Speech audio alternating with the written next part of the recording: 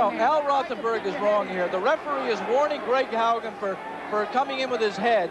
First of all, in that instance, Greg Haugen's head was pushed down by Whitaker. But second of all, Al Rothenberg, who has extensive experience as an amateur referee, in the amateurs, you cannot drop your head down. You can't really get it down at all like that. But in the pros, as long as you're not trying to butt the man, you can drop your head as low as you want. I don't think, in any cases, Greg Haugen tried to butt Pernell Whitaker. Al Rothenberg, a veteran referee here in the Virginia area, former fighter pilot, World War II, Korea. Has worked some of Pernell Whitaker's fights in the past. The other thing that Pernell Whitaker's little clever movement has done is, if Greg Haugen was going to have power, he can't generate any power because he's just arm punching right now. He can't load a punch up because if he loads a punch up, Whitaker's out of range of it. He's got to try to get off quick punches, and that takes all the power away. He just is not getting leverage on anything. Greg Haugen just can't seem to figure out anything about Pernell Whitaker. Every move he tries, Whitaker counter punches. He can't seem to defend himself against the jab of Whitaker, and this strategy of going up against the ropes and just getting beat up, inexplicable. And Whitaker reacting to the crowd, giving them what they came to see. The first problem for Pernell Whitaker has happened. He has a little bit of a cut there on his lower lip. Not going to cause him, I don't think, any problem. I don't think it's bad enough that he's going to start swallowing the blood. I would imagine that Whitaker's corner is going to tell him 9 minutes of boxing. Opening seconds of round number 10, and Greg Haugen, the champion, certainly a proud man, for the remaining 9 minutes, has to fight a desperate fight, Alex. He has got to look for the one blow to end it. And he's not going to do it up against the ropes. Just can't get any leverage when you're leaning back on the ropes. If you bounce off the ropes, you can, but when you're just leaning on the back of your heels, you can't. Hold it, I got it. Pernell Whitaker using the left arm to try to inhibit Haugen from escaping, and Al Rothenberg steps in and breaks it up. Watch your head, Pete. Watch your head. Very good counter right hand there by Haugen. In the corner of Whitaker, Louis Camacho worked in that cut in his mouth in between rounds. We want to take a moment to say hello to his regular cut man, Ace Murata, who is not here. He's at home recovering from pneumonia, and all our best and a speedy recovery to Ace Murata. Another left hook coming from below. Scores for Whitaker, and the right jab as well. Look at the right jab just flick out and repeatedly make contact with the face of Greg Haugen, who's shown no defense at all for that jab and the ensuing follow-up left hook.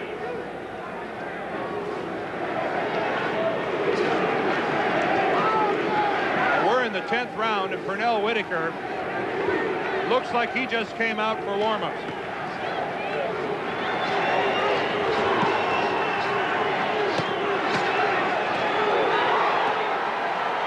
Haugen again hung up on the ropes, just content to stand there and take it. Talk about quickness. You saw Pernell Whitaker there triple with left hooks to the body. You can watch a lot of fights and not see that combination. Don't forget, tomorrow on ABC, we've got a basketball doubleheader. First of all, Michigan will play Indiana, the Hoosiers at Assembly Hall in Bloomington, Indiana, and then Temple will head to Las Vegas to battle the Runnin' Rebels. All of it takes place tomorrow on ABC Sports. It gets underway 2 o'clock Eastern.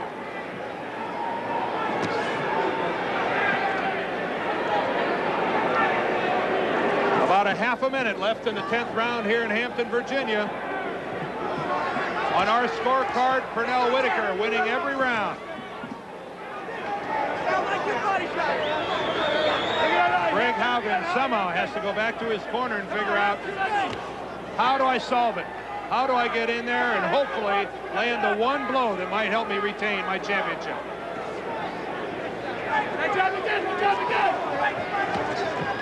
ABC's Wide World of Sports will return after this message. This is the start of the 11th round, and Pernell Whitaker sitting in his corner between rounds just could not look more composed, more in control of himself, nor more confident. And for good reason, Alex, the way that he's dominated this fight.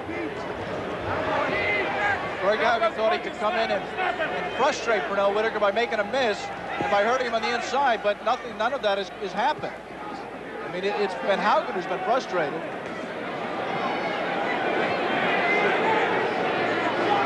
Now you see a knot on Pernell's right cheek there. You see some Vaseline on it, but there is a swelling there. And then again, the second time, a little bit of a hot dog from Pernell Whitaker. He wants to touch gloves. Haugen says no. And he said a little bit more, too.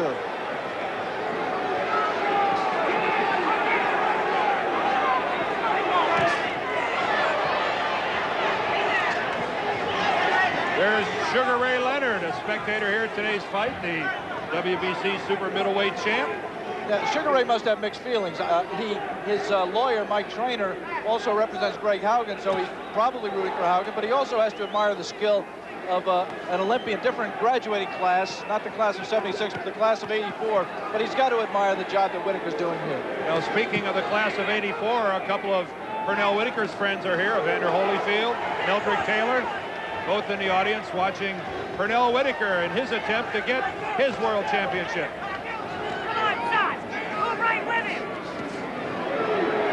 You see it just in that last exchange, not the two right jabs that Pernell finished it with, again a right jab, but the fact that how much he's progressed. He's keeping that left up much better than he used to, and when Whitaker came in, he just subtly moved it and blocked the punch.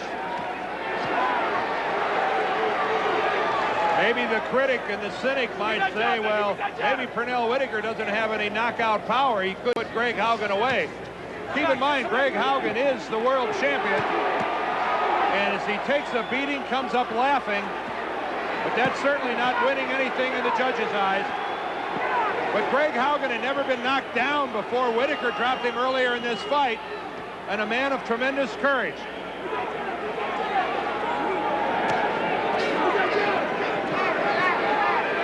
But Sweet Pea, Pernell Whitaker, on his way. You got to be a real cynic to find fault with Pernell Whitaker's performance here, I'll tell you that. Wouldn't you have to be? I mean, this has been a near flawless fight by Pernell Whitaker. When you talk about not losing a round, I'm not sure he's lost a minute of any round.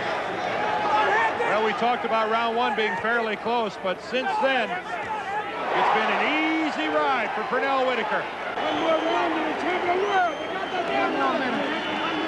Box him like you do. Just box him. Just box him. Why they try to do that spectacle? Just box him and win, right? He's going to get desperate this time. Last round coming up on the touch block. Okay. He's going to come out there throwing everything. And that's it. You're boxing the way you're boxing right now. You got that now. Touch block. Flurry action from round 11. Punches getting through. Haugen just covering up, doing nothing more right now than reduced to a role of trying to survive. I mean, I just don't see anything he can salvage out of this except that his pride that he wasn't knocked out. He just doesn't seem to be looking to win the fight. And it's not the late rounds. I mean, this was his posture beginning. What about the stamina of Pernell Whitaker? Look at Whitaker. I mean, this guy is not even breathing hard, Alex. And he just landed the right hand to Lou Duva. And the crowd here at the Hampton Coliseum, many of them came to their feet to show their appreciation for the show Pernell Whitaker's put on today.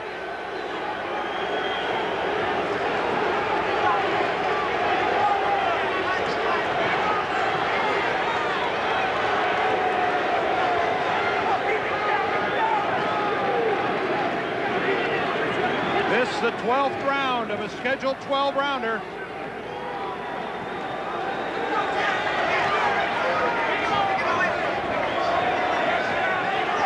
Pernell Whitaker content to let the scorecard do the talking, and is left. Right now, Greg Haugen, who's making the biggest payday of his career, $426,000. He just looks like a fighter who was just taking the money and running. I mean, he's standing in there, but he doesn't appear to be trying. Occasional punches, but it's tough to question, you know, a guy like Haugen is built up, and deservedly so, such a reputation for toughness and such a reputation for a guy who wouldn't back down from anything, but he just hasn't let his hands go. It might be because he's confused. Well, Haugen had... It might be because he's dead at the weight, but right now he has to know he needs a knockout, and he's sitting there trying to fight defensively. Well, Greg Haugen won the title from Jimmy Paul and then had a couple of real wars with Vinny Pazienza. But you have to assume, Alex, that he's never been confronted with anything resembling what Pernell Whitaker has given him here this afternoon.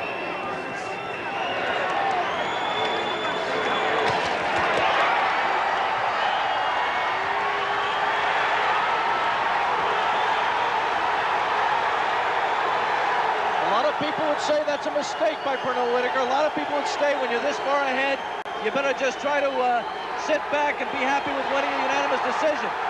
But Pernell Whitaker got robbed the first time he fought for the title, and he isn't going to lose any room for doubt in this fight. Alex, referring to the decision, his loss to Jose Luis Ramirez in Paris.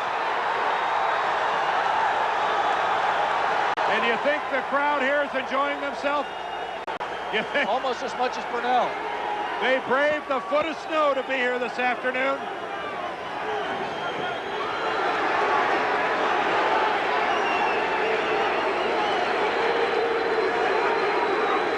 And Karen Haugen, the wife of Greg Haugen, she's well aware of what happened today.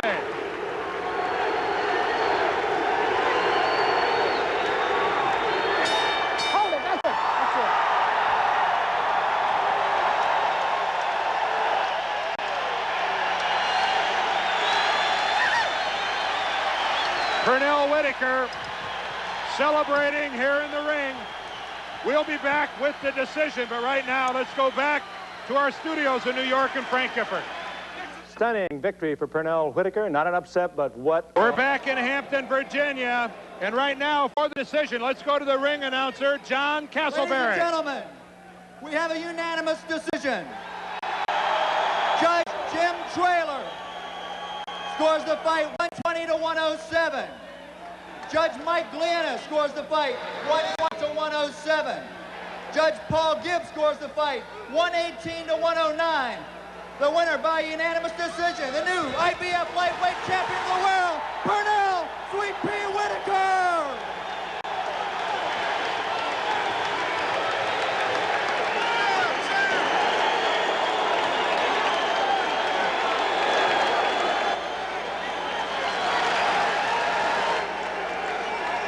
First time out for the title, they robbed you. You dominated the fight. This time, you seem to come on strong just to make sure there was no question at all. Oh, well, that should answer a lot of the critics' minds about, you know, whether I faded in the later rounds or not. Greg was a tough opponent, and I just went out there and did what the game plan was to box 12 rounds, and that's what we done.